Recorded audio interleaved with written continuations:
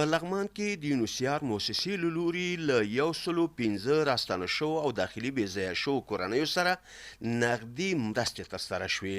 یادې مرستې نن چهارشنبه د لړم په 14مه نیټه په داسې حال کې ترسره شوې چې پر مهال د لغمان مرستیال والي الحج شهزاده مظلومیار سربیره یو شمېر نورو مسؤلینو هم ګډون کړی و.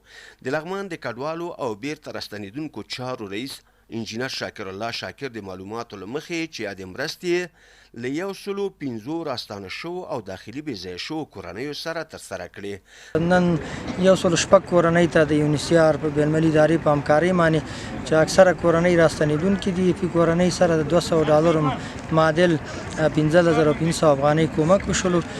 دغه کورنۍ سره قبلا هم کومک شوی، چون سږ کال راستنېدونکي کورنۍ د پاکستان څخه نه وي، نو چون دغه د دې لپاره پیسې لرلې یونیسیار، نو دوی هغه کسان بیا سروې کړه چې دوی مجبوریتونه لرل، نو دوی دغه کسان دي چې دوی سره مخکې هم کومک شوی، دویم ځل لپاره هم دوی کومک وکړ. هغه زیاتوي په یاده مرسته کې هرې کورنۍ ته 15,500 افغانۍ ورکړل شوې تر څو پرې خپلې ستونزې راکمې کړي. په ورته مهال د لغمان مرستیال والي الحج شهزاده مظلومیار د یونیسیار موسسې له همکارانو څخه مننه وکړه چې تل د لغمان له راستانه شو او داخلي بې ځایه شو کورنیو سره مرسته کړې.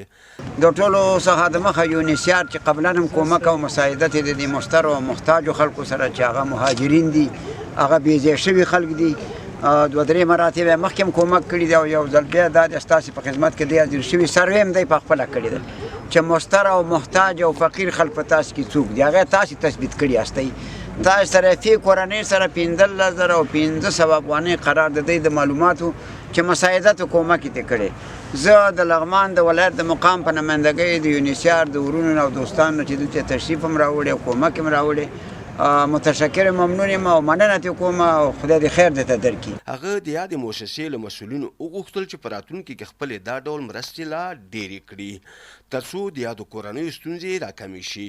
دغو راستانه شو او بې ځایه شو کورنیو ته دغه راز له کورونا سره د مبارزې په موخه ضد عفوني او د نورو توکو مرسته هم ترسره شوه. د یادونې وړ ده چې په لغمان کې د بېوزله او جګړه ځپلو ترڅنګ داخلي بې ځایه شو کورنیو سره هم مرستې ترسره کیږي.